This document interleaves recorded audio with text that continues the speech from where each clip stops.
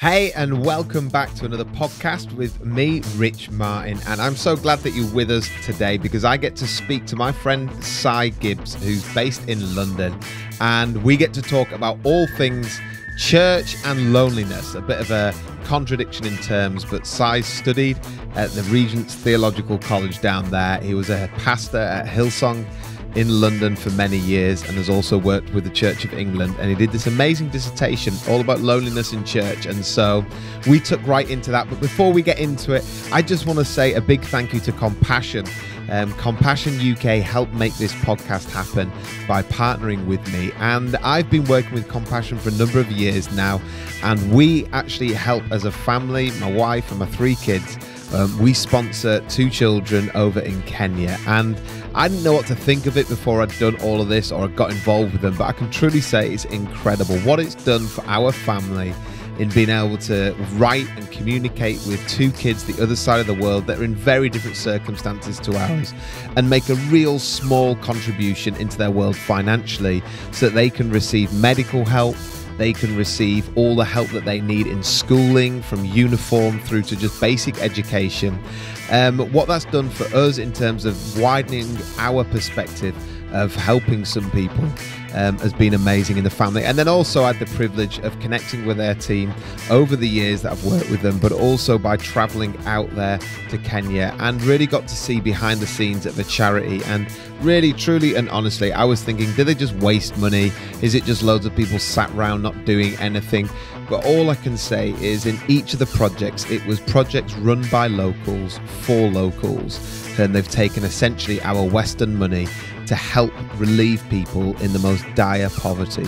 And it's so special. It runs with Jesus at the heart of it, and I can't recommend it more. And if you're out there and you're helping lead in church or you're running various projects, can I just encourage you to check out more about Compassion? You might have heard them, you might have tried to avoid them. Maybe when you're at conferences you think, oh, they're always here, but they're there for a reason, and they've helped me for a reason. The reason is because they're opening our eyes to situations that maybe we wouldn't necessarily open our eyes to, and the work they carry out is truly, truly incredible. And so their team is really up for catching up with you. You can simply just send a text to 88802 with the word coffee in it, and one of their team will connect back with you. Or just go look on the website, look on my website, richmartin.co.uk, and there's a link through there. Okay, straight now into our conversation with Si. It's a really fascinating conversation. He's gone deep into loneliness through his dissertation that he's done, and I really enjoyed it, and so I hope you do too. Okay, it's great. I'm here with my friend, Simon Gibbes, who is based in London, the UK, and it's so good to have you with us here. Si, thanks so much for joining me. Yeah, it's great to be with you again, Rich. And Si the other week posted up on Instagram, and I think you put it also on Yahoo and MySpace. I can't remember those things, so I think it got up on there as well.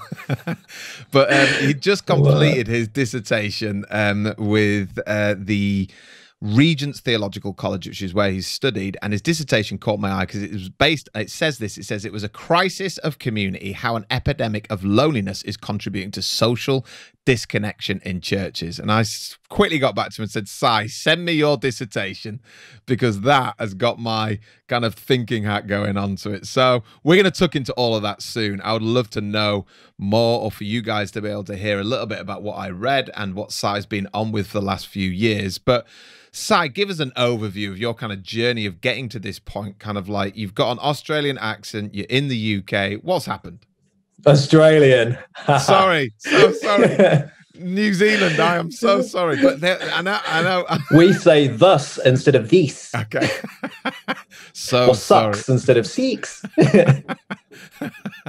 All right. We're not. I have a rule. I don't edit anything out either, so that needs to stay in. Oh, is that right? That could stay. That stays. So give us the Brilliant. journey. Your New Zealand accent. You're in the UK. What's happened? Yeah, no, well, it's faded a little bit, my New Zealand accent, although it's clearly still there. Right. I've been here for 13 years now in the UK, Wow. London. It's been a long time. Spent all my 30s in this country and most of my 20s as well. Come on. Yeah, it's been great. I mean, I love London, but I moved here, as I said, 13 years ago, and I was pursuing a career in tennis. at that point. Did you know that? I did Did actually. I tell you? I've told you that, haven't I? Yeah. So yeah, I really enjoyed sports as a kid, and wanted to pursue that. But then sort of that came to an end a couple of years in, and sort of landed up on staff as an intern at Hillsong Church, and then sort of one thing led to another, and ended up being a pastor at Hillsong for approximately 8 years. Wow. That finished up in 2017, and then it's just been a bit of bouncing from one thing to the next since that point. So we spent some time in the States with my wife. We lived there for a few months, and that was an amazing experience. We tried to move there, had a visa denial, which was pretty tough. Right. And then worked with the Church of England for a little bit, and then decided that I would go back and study again. And so found this course at Regents Theological College in Applied Theology, and was accepted. And it's been a 2-year journey. Interestingly, this dissertation has been something that I've been thinking about for quite some time. I was given a book on loneliness about 8 to 10 years ago by a pastor, and it was one of the most significant books on loneliness that had been released at the time. And it was very widely read, and it was like a bestseller. I mean, it was put in sort of a popular form, but it was very academic as well, like full of journal publications and all of that type of thing. But it really shone a light on the issue of loneliness. And so it's something that I've been thinking about in the context of church community for quite some time, and finally got the opportunity to think quite deeply about it for an extended period of time. Right. And when we think about loneliness, like in the church, it's kind of the churches that we've grown up in, or that we've been part of staffing of, which you've done and I've done, including the C of E stuff. You don't particularly think church as a lonely place, which is why your dissertation caught my eye. You associate people in houses on their own, or the elderly, or other people in society. You don't particularly think about the church and loneliness. And so you essentially say there's an epidemic of loneliness in society, and then you say there's an epidemic of loneliness within churches. So unpack those both things. What's the society epidemic, just so we have a little bit of a backdrop, and then how does that actually merge over to churches? Why would you say it's an epidemic in churches? Yeah, so maybe it's helpful to just define loneliness firstly, so that people can kind of, understand a little bit more what we're talking about. So loneliness, as defined by a lot of the academic literature, is a subjective experience rather than an objective one. So everyone has different sensitivities for their need for connection, right? So I might feel the need to be really connected with a few people in my life, and maybe you don't have that sensitivity to be as connected. So for you to live on your own, that's perfectly fine, and you're not going to experience, be lonely. But if I live on my own, I might have more sensations of loneliness. So it's firstly a subjective experience, not an objective one. So people who live on their own aren't necessarily lonely. People who are surrounded by lots of other people can be very lonely. Right. And so it's based on your different sensitivity, your need for connection. So it's an interesting one. That's why it's sort of hard to judge. Right.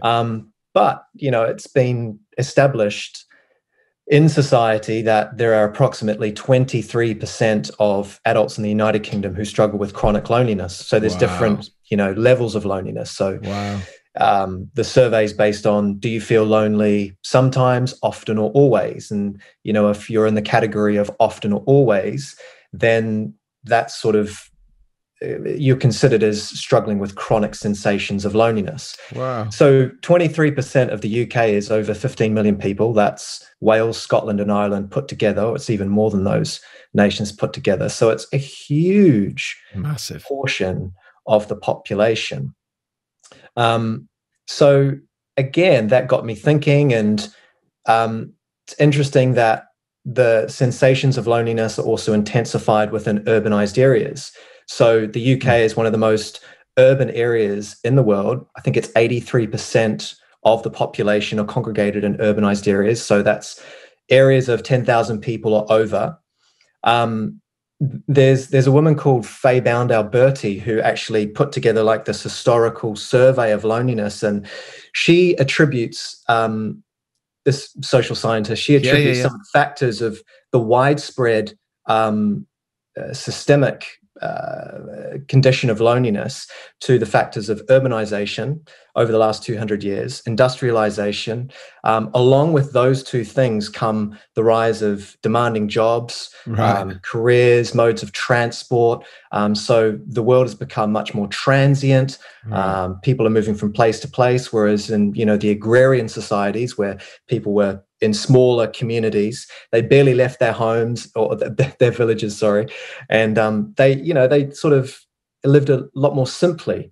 And so there's so many different factors in our advancing world that have led to this, emergence of widespread loneliness. Wow. And so it's interesting that it's intensified within urbanized areas. There was a survey done a few years ago, and by Time Out magazine, thousands of people all over the world trying to measure which was the loneliest city in the world, and London came out on top. And I remember reading that survey a few years ago. And so, I don't know, with this dissertation, I was just trying to put the pieces together and trying to ask the question, okay, is the loneliness epidemic in society, which is really well established at this point by various academics, is that, or how is that rather, affecting church communities?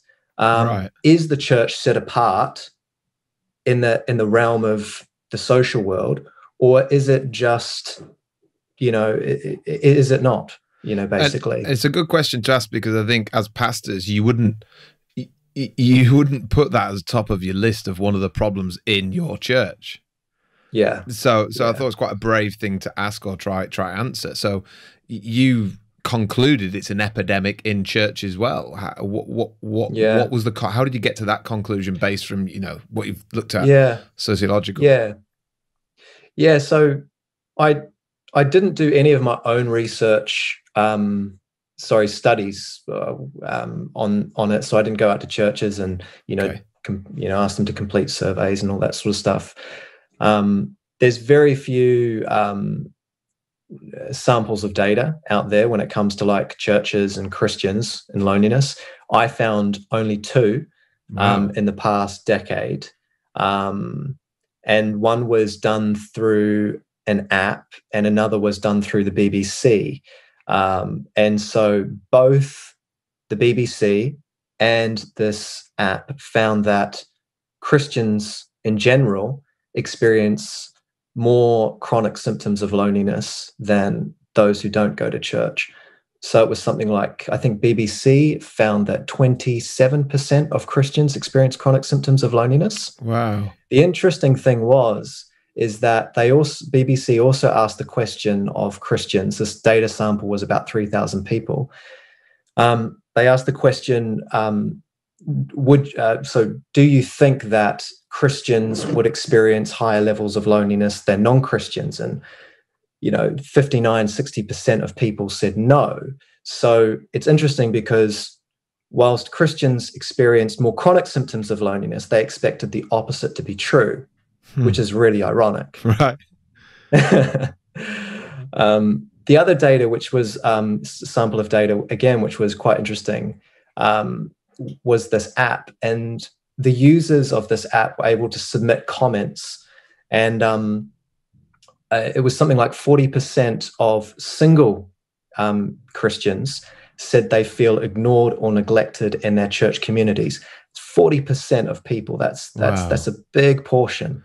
Wow. And what's interesting is that a lot of the comments submitted sort of had a similar theme. Like, I feel, a church can be one of the loneliest places in the world, one person wrote. That's why I no longer attend. I worship my Lord and Savior outside of the institution of the church. And another person wrote, I feel ignored, I feel neglected. I was just talking with a friend last night, actually, and we were talking about lockdown and the impact of it has on church community. he was speaking with his friend a couple of weeks ago, and he had tried to reach out to a few people in his community. People hadn't got back to him. Wow. People hadn't checked in on him. And he was saying to a friend that I was catching up with last night, I just feel like nobody cares about me. And so, I think from what I found, what I was able to substantiate or establish is that, the loneliness epidemic is present and it is prevalent in church communities in this country. I mean, and when you even your chat last night, when you speak about those conversations, they do hit home, because you don't want that to be part of any community, especially not a community that gathers around Jesus, who, made sure everyone felt welcome and made sure everyone essentially was loved and known by him. What are the implications of loneliness? You write a little bit about the implications. Just unpack that a bit. Yeah. So, I mean, the health implications have, again, they've been quite well, all of the implications have been really established by the social science. One of the biggest health implications, which I don't really talk about too much because it doesn't bear too much on the church community, but it's interesting to know that it increases the risk of an early death by up to 45%, loneliness. That's crazy. Really interesting stat. So there was this one very famous publication which came out a decade ago. Is it like this meta-analysis? And these researchers had compiled all of the data that was available on loneliness and the implications on a person's health. And they found that it can have the same impact as smoking 15 cigarettes per day. That's been really well established. And that's probably the most common implication that you'll hear being quoted in governments and, all over the place. Chronic symptoms of loneliness is like smoking 15 cigarettes per day. There's a whole variety of reasons why it impacts your health, the stress that your body releases when you feel lonely. Right. And we can get into some of like the reasons, why your body is put under stress, because we're not supposed to feel that way. We're supposed to be in community. Right. That's where you're supposed to be. Yeah, and when you're not, your body doesn't like it, and it's telling you you're not supposed to be lonely. You're supposed to be in community. Right. So anyway, there's a whole lot of factors that play into that, but the three implications that I sort of outline in the dissertation, which is excellent, by the way. I know you've not got your marks back yet, but I hope you get outstanding and whatever else they're going to give you. You'll pass with a first. Yeah, my lecturer was pretty pleased with it, so I was like, okay, all right, then hopefully it works out all right. There's a research company in the States called Lifeway, and in 2017, they surveyed a sample of American Christians between 23 and 30 years old, and they found that 29% of that sample left their churches because they didn't feel connected to the people within them. So that's really interesting. So again, the point is they didn't feel connected. Loneliness is a subjective experience. It's not an objective one. Okay, nice. So, you're talking 30%, that could easily be, compared to, America. It's very similar to the UK in terms of churches, I would think. Right. So you're looking at an increase in transience. When it comes to the implications on a church community, there's certainly going to be an increase of transience. There's going to be a portion of people who leave because they don't feel connected to the community. And again, that in itself has implications. People might feel emotionally wearied, by the frequent coming and going of people. I've definitely experienced that in church. Right. I've had a number of different church experiences, and it does weary you. You would know, when you connect with somebody, or when you try and establish a connection with somebody, or you're in the foyers week in and week out and trying to help people, find friendships and all of that. And then they come for a few weeks and then they're gone. And then there's new people. And then it's like, oh my gosh, we can't establish any traction here. Yeah. because there doesn't seem to be any connection. So I don't know, that can be a tricky one. There's a decline in mental health, right? So particularly for the individual. Yeah. So chronic symptoms of loneliness can lead to an increase in depression. That's been established by the social science. And so then, what you've got, if you're looking at, say, 30% of your congregation is dealing with chronic symptoms of loneliness, you're looking at an increase in mental health, or a decline rather in mental health within your congregation, which means that the challenge to pastorally care for those people becomes increasingly difficult. Do you have the capacity? Do you have the infrastructure to be able to deal with those concerns? Are they extreme? Are they mild?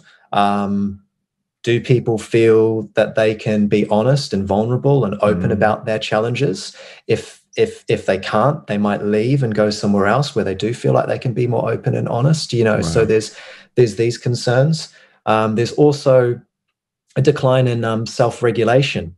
Right. So self-regulation is the sum total of an individual's mental and physiological efforts to achieve balance, basically. Right. So it's your ability to regulate your behavior, your actions, yourself. Right. And so there's a decline in self-regulation, which can lead to all sorts of things, such as immoral behavior, self-soothing, these sorts of things, right. Emotional instability, irregular attendance, attention seeking. It's interesting because Barna did a study on church pastors as well a few years ago and was trying to establish how lonely church pastors were.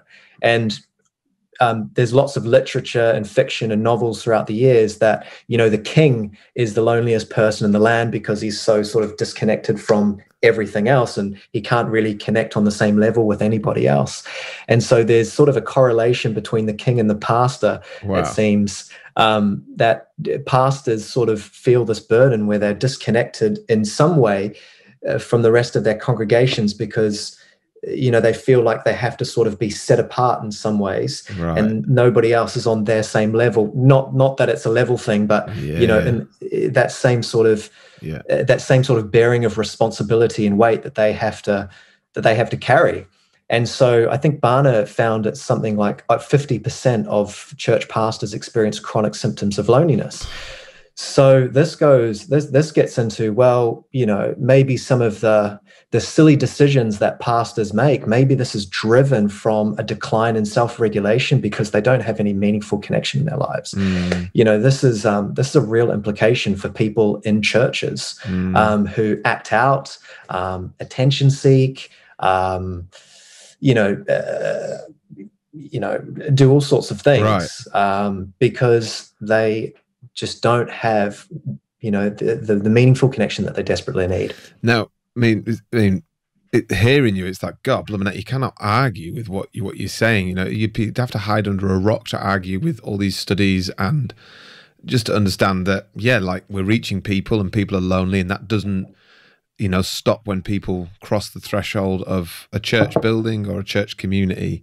They bring that into there with them, and if it's not resolved or worked through, it's going to carry on staying, hence your stats are there. So it's quite, it's not an easy listen, I've got to be honest. It's not like, I'm not coming away thinking I'm buzzing about the church at the moment. I think it's fantastic. I'm thinking, God, according to Simon, it's one of the most loneliest places on the planet. But before, I'd love you to tuck into the answers shortly, or some of the kind of like how it can be addressed. But just before we go there,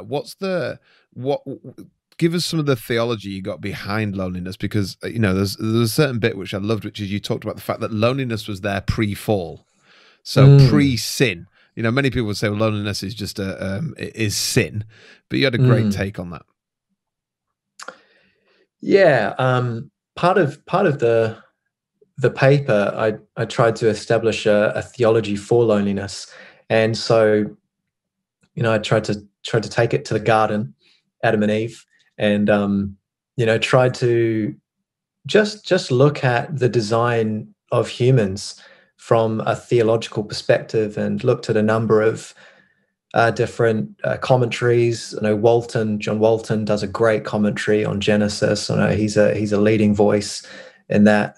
Watke, and I don't think I pronounced his name correctly, but sounds good. Yeah, so some of these heavyweights. So it's I'm leaning a lot on these guys and what they've got to say. But yeah, I mean Bonhoeffer as well, again, is really good. His commentary, Creation and Fall, is a really good one to read. Yeah, I mean, whoopsie, that's my... It's when you said Creation and Fall, his earpiece fell out and fell. Yeah, that's right. Yeah, no. So I looked at it, and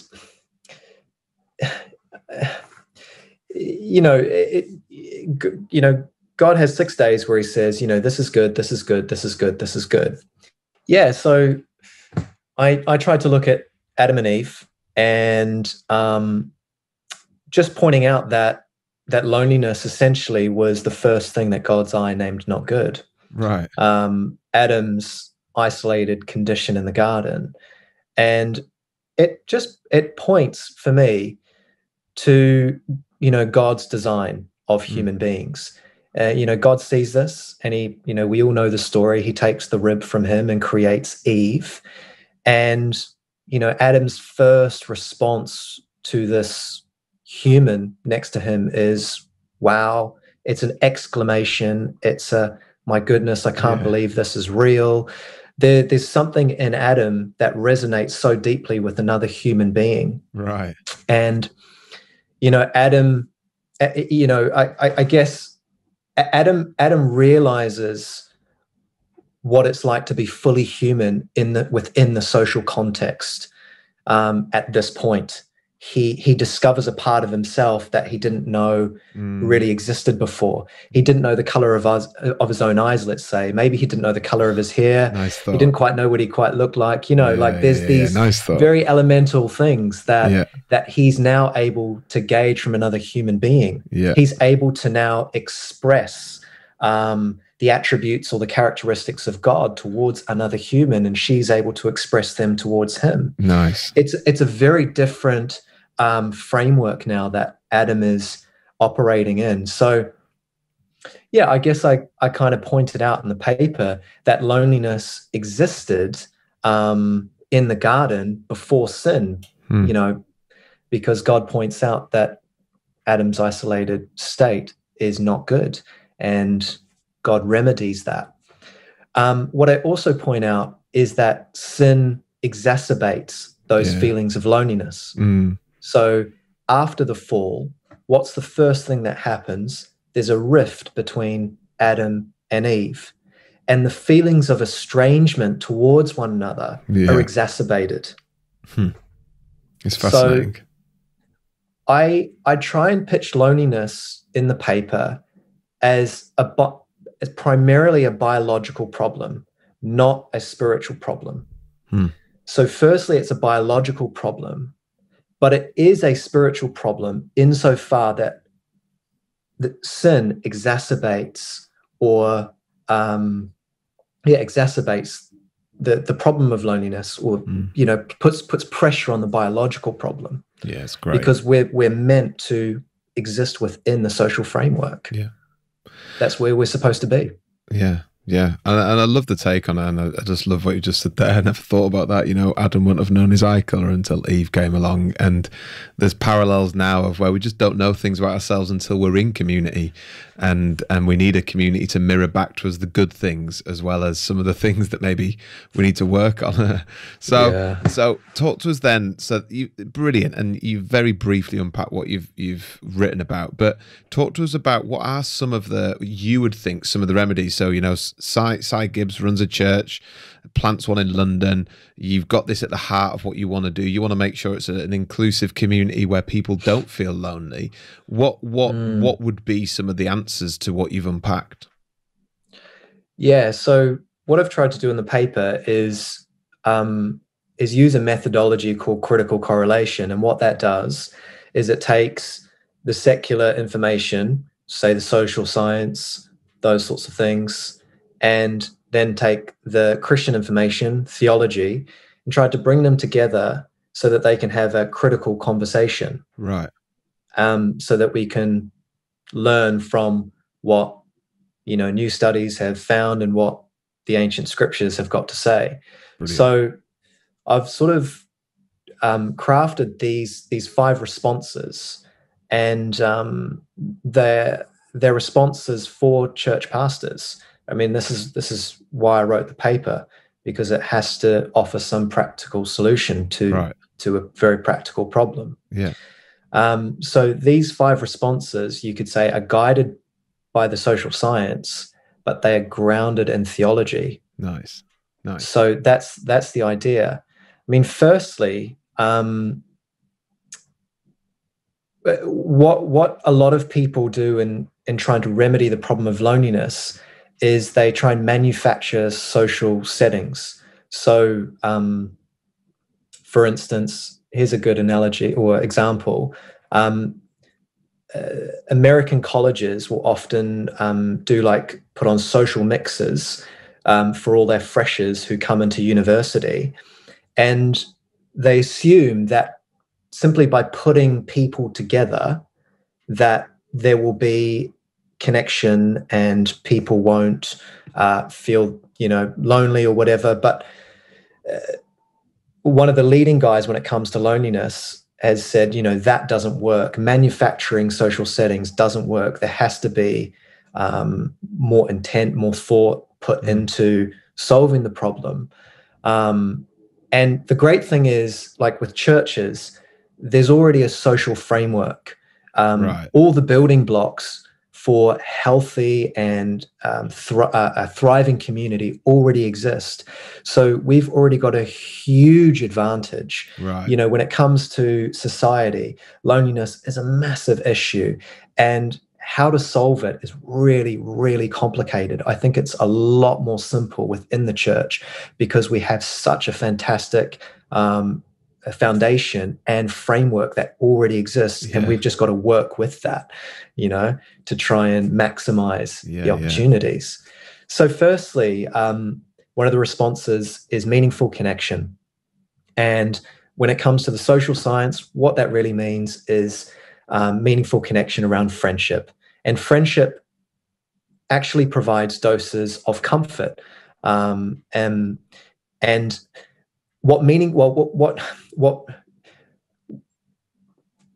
how the social science would really define friendship as well is a mutual relationship, is a reciprocal relationship.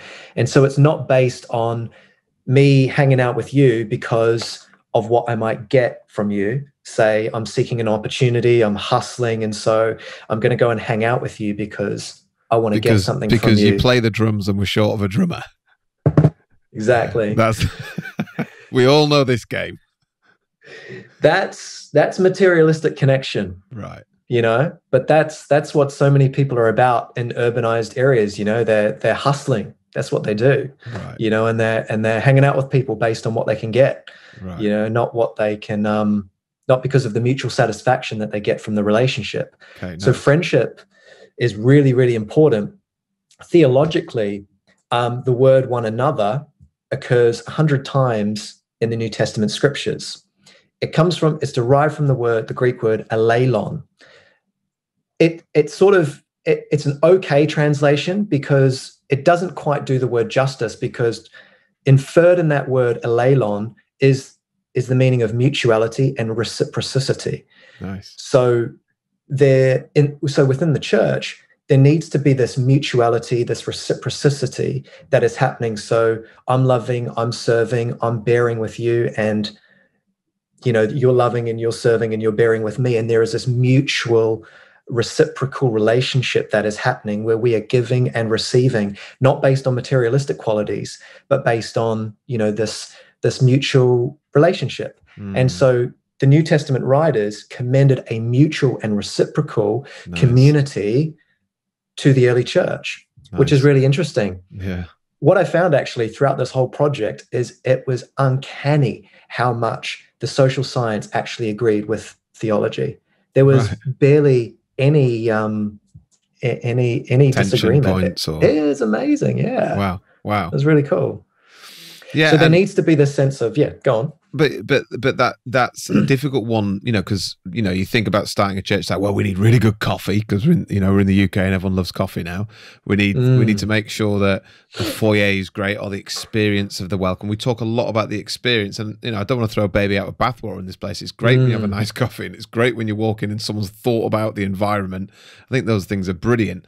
But obviously, you're pointing out is that they're great frameworks for what you've just meaningful connections to happen. Unless there's a meaningful connection, it's not going to cut it. And that's why, a lot of people I've met in their Christian journey, they've come to meet Jesus and the foyer wasn't banging and the music wasn't phenomenal and the coffee was crap, yet they had this meaningful connection. They'll describe it as someone who just loved them for being them.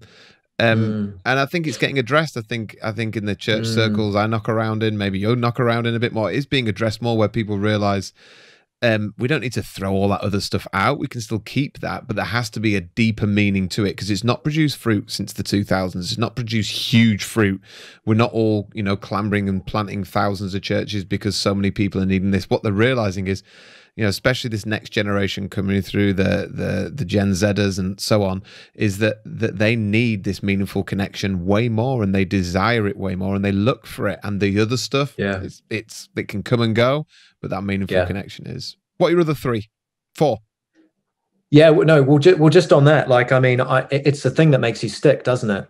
Right. I remember when I first came to Hillsong, I joined a Connect group. Someone invited me to a Connect group, actually. I went out to coffee with this guy after the first service, and he invited me to his Connect group. Right. And he was a really nice guy, but there wasn't really that good connection with him, if that makes sense. Yeah. I went to his Connect group and I didn't want to go back. And a friend of his invited me to his Connect group, and I had a much better connection with him. And I thought, you know what, I'm just going to bail on his Connect group and go to his. I hope he didn't take any offense, but that's what happened. Yeah. And I had a fantastic connection with the guys' Connect group that I went to. And, that was my sticking point. Right. And I think it's okay to explore those things, isn't it? Yeah. My brother this week walked into a church in London. He loved it. He said it was great on various levels. He said, but the best bit was they own a pub around the corner. And at the end of the service, they said, we're all going to the pub. If you want to come. He's like, sorry, I've not been given a card to say, will you sign up and join a team, or will you give us your details, or tick these things to tell us what you're interested in? It was like, here's a group of people, I guess around similar age, we're all going to the pub. And the pub's owned by the church. And they went around the corner to this pub, and he said, I met so many great people. And he described, I just had some meaningful connections. No one's called him this week on some big database that they've worked through. No one's been saying, like, hustling him for what can they get that he could give into this community. He feels like, I think I've just met some great people, and even said, I want to go back again. And I thought that was really like a great way of describing this meaningful connection. Yeah, I mean, there's so much to unpack on every point, and this is the challenge, but I will just say that in James's epistle, he warns against materialism within church communities. And why is this so important for the lonely person? Because if you're experiencing, I shouldn't say lonely people, if you're experiencing sensations of loneliness, and you try and make a connection based on who you think the coolest person is in church, who you think the most influential person is in church, if you try and make a connection based on those materialistic qualities, you will invariably intensify your own loneliness, because your connection is based on materialistic qualities rather than meaningful connection. Yeah, great point. So it's really, really important. I'm going to push you. I'm pushing you for the next 4. Yeah. Moving on. Right on. Yeah. So the next thing is interesting. Vulnerability. I looked at vulnerability. Vulnerability is an antecedent for connection. Yeah. There's a lot where we can talk about that. So you've got let's call it self-righteous church cultures. You've got church cultures where you come to church and you have the mask on and you feel like you need to be put together, and you can't really feel like you can be yourself, and you can just exhale and be honest and be open with the community that you exist in. And again, when you feel like that, then this intensifies your own sense of the sensations of loneliness, because it ultimately disconnects you from people. It disconnects you from the community. So Bonhoeffer has a great quote. Let me just read it to you, wherever it is. Paul talks a lot about vulnerability. He says, Bonhoeffer talks about this. He says, the sin concealed, no, that's not it. I'm not even going to get there. Don't worry about it. Says a lot of good stuff, though. He says a lot of good things. Yeah, he does. But no, it's really important. Vulnerability, being like you can be open and honest in a community of people. It's a difficult one to, you could put this in a vision statement. We're going to be a church that's vulnerable. But the reality is, until the rubber hits the road and someone is vulnerable, it's more about how that's handled than it is about having a place where you can. And I think definitely churches are realizing, like, someone once said to me, unconfessed sin is celebrated more than confessed sin. And it stuck with me. It's like, yeah, it is really. Wow. Sometimes we can create these cultures in churches where we celebrate unconfessed sin. It's like, they're amazing, look what they've done. And then someone does confess. It's like, they need to be pulled from the platform right now. They got drunk on Saturday night, and this has gone on and that's gone on. And it's like, suddenly, as soon as someone does become vulnerable, they're publicly, it's never publicly, but everyone knows they're no longer on the platform, or they're no longer part of that team, or they're having some time out. And I'm not saying that any of that stuff's wrong or shouldn't be done, but I think that idea that actually, confessing sins, as James talks about, is a brings healing to the body, and that vulnerability of saying, look, I need help on this stuff. Being able to create cultures like, that's all right, we're going to work through it, and maybe you don't need pulling from the team. Maybe it's like the fact you've confessed is a phenomenal thing, or maybe you just need a few weeks out just to work on that stuff, or to work it through with someone. But it's always easy to say, let's be a vulnerable community. It's always difficult to implement, because there's the tension of, well, hold up, as people start getting vulnerable, it gets really messy, and it doesn't look clean, and it doesn't look curated in someone's lifestyle. It looks absolutely disastrous. But that is the beauty of being vulnerable. Yeah, so true. It's really difficult, and it must start with the leader. That's the most difficult thing about vulnerability in a church, Simon, as well. I've only got an hour. Do not open that can of worms. Yeah, you're totally right. And that is no. It's a good, really, really good one, because that is the reality. Is it is as it is in me, so it is in my kids, in my house that I run. And if it's not in the leader, the vulnerability. And that that comes from what's coming off the platform through to how people are in the small groups or connect groups. Or you're totally right. So a huge thing, but I think the church is definitely getting better at it, and is working its way through. Number 3, come on, these are great. Yeah, number 3. This is maybe quite surprising, but solitude, because solitude is actually aloneness. Interestingly enough, but solitude is talked about both in the social science and theology as a remedy to loneliness, interestingly enough. Wow. The social science talks about solitude in terms of the confrontation of the self, which is really interesting, because the social science has really only begun to explore solitude in the last decade or two, begun to explore the implications, rather, of solitude and the healthy benefits that it can have on you.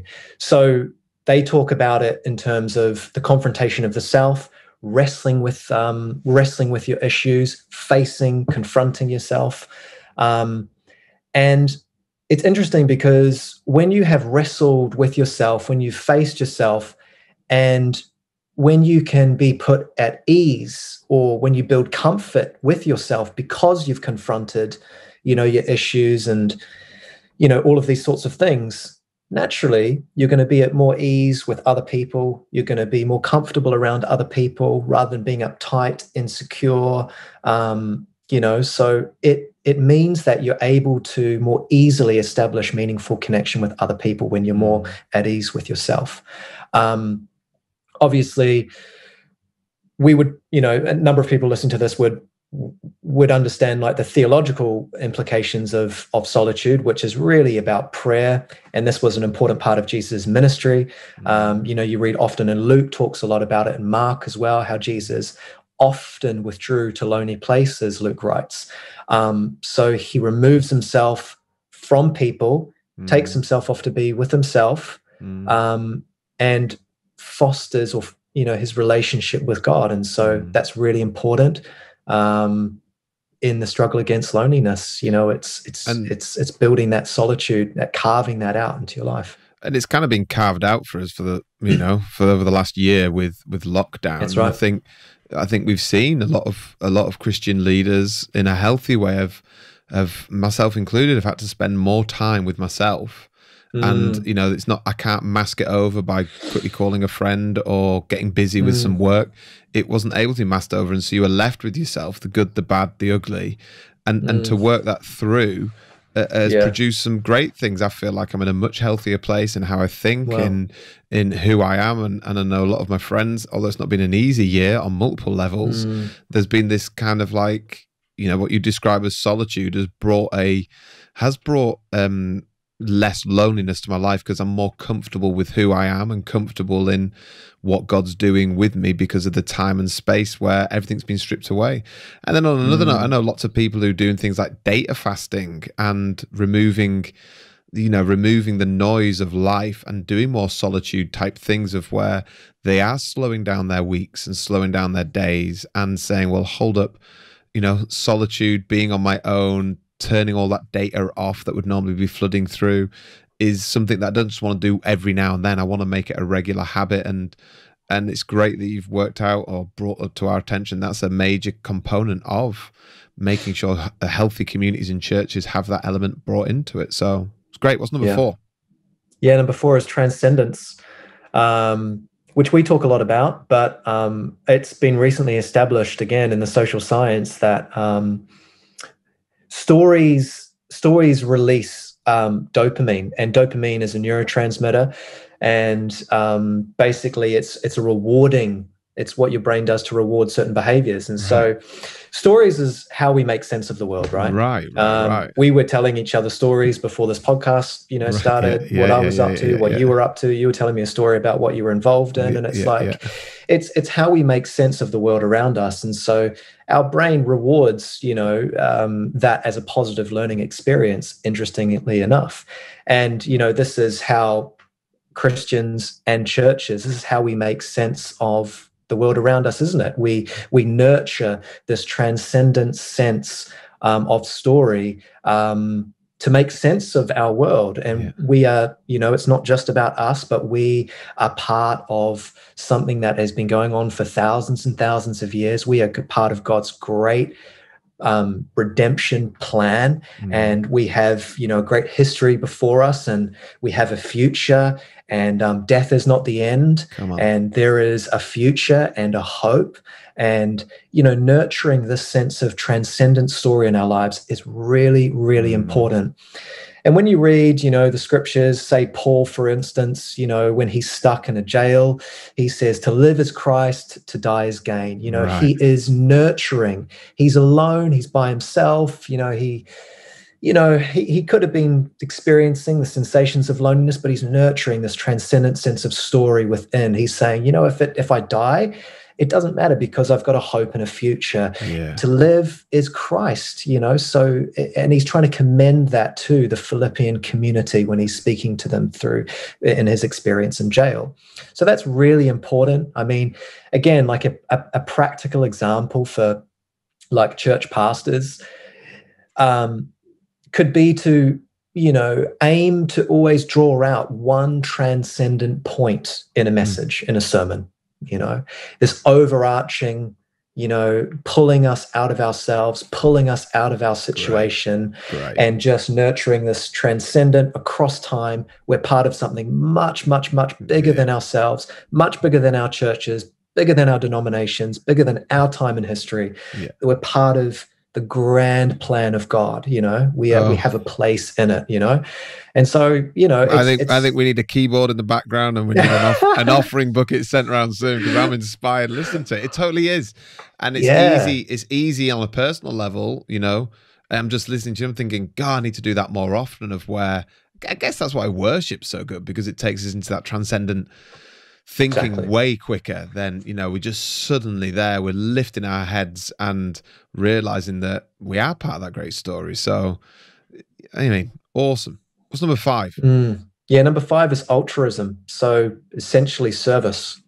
Again, this is not new to Christian circles, but has been recently established in social science, like all of the benefits that come from that. I'll give you a couple stats here. Yeah, please. So American Psychology published a study in 2003 which found a 25% reduction in early mortality rates for people who regularly volunteer.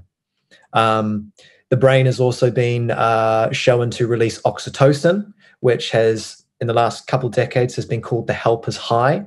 So a guy called Alan Lukes did a whole bunch of research a couple of decades ago, found that when people volunteer and do something beyond themselves, help somebody else, they feel euphoric sensations of, through their body. And this is oxytocin rushing through the body. It's the body's way of affirming generosity, basically. Amazing.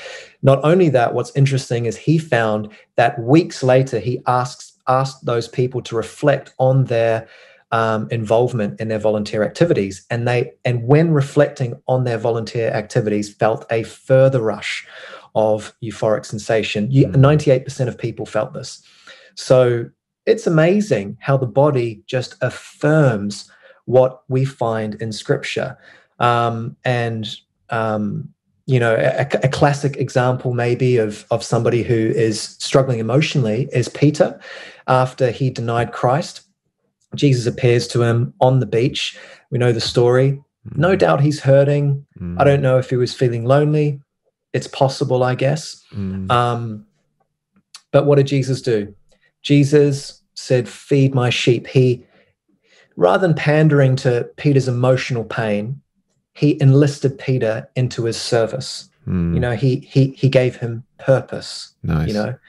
So he said, "Hey, Peter, I want you to feed my sheep." Nice. And so oftentimes when it comes to, loneliness, especially chronic symptoms of loneliness, what people tend to do is they crave others they say, "Feed me, feed me, feed me. I need to be fed."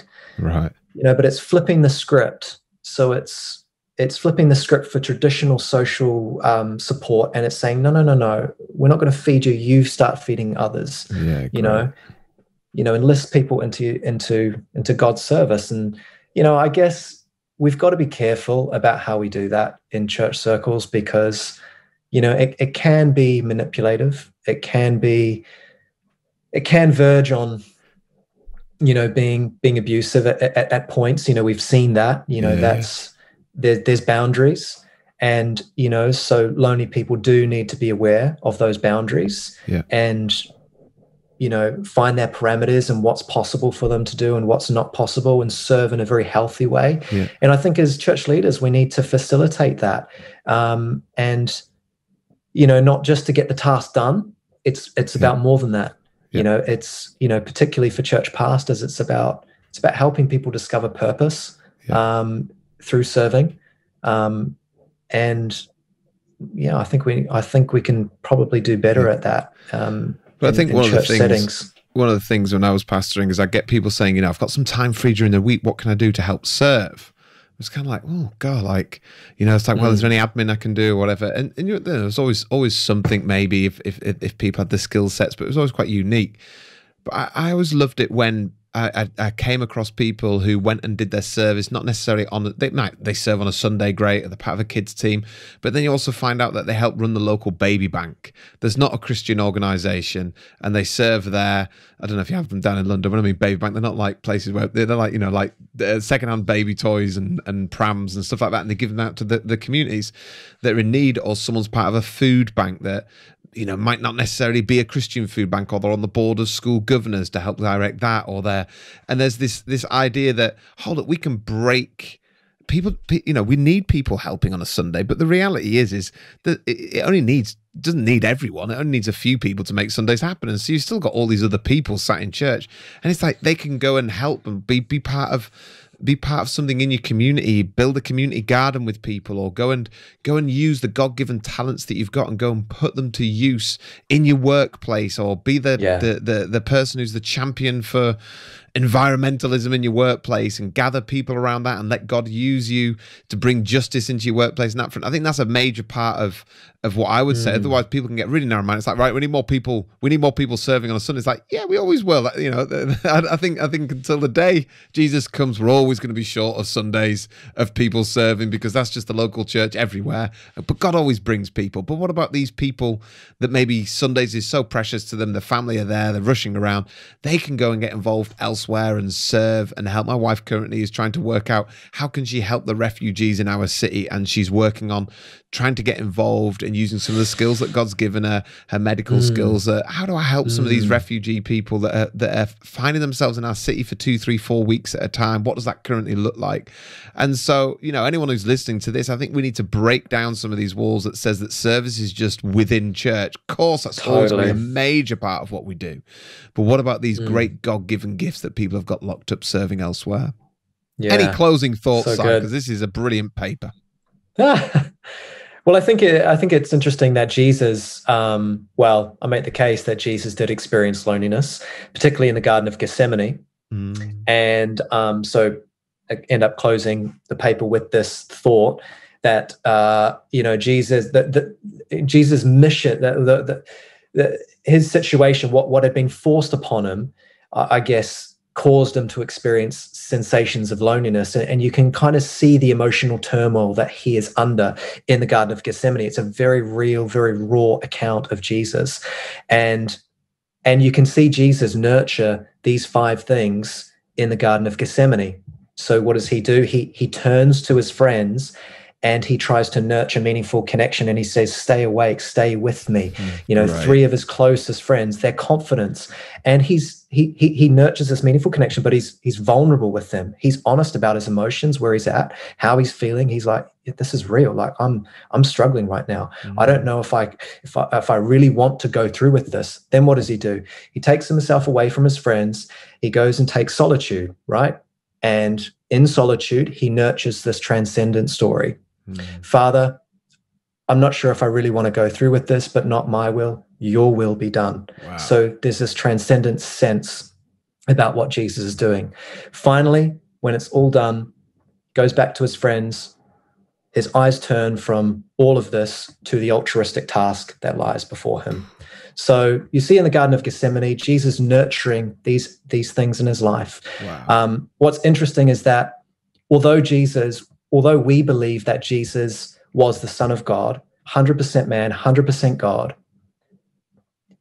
he did not rely solely on his self-sufficiency, which is a powerful, powerful thought. That is. He relied on other people. If you think about Jesus in a manger, how vulnerable he would have been. He relied on his parents to nurture him, to take care of him. Yeah. He relied on his family. He relied on his brothers, no doubt. He relied on his friends, on his disciples. Yeah, such a good thought. Relied on other people, Yeah. And I think it's the same for us, We've got to rediscover the importance of our interconnectedness. Wow. And that is really key for church community. Going forward, I think. So. And it's a real special tone you deliver everything with, Si, because it's not a condemning tone. It's definitely one which is like, hey, there's great opportunities ahead in front of us. There's some things that we can keep doing.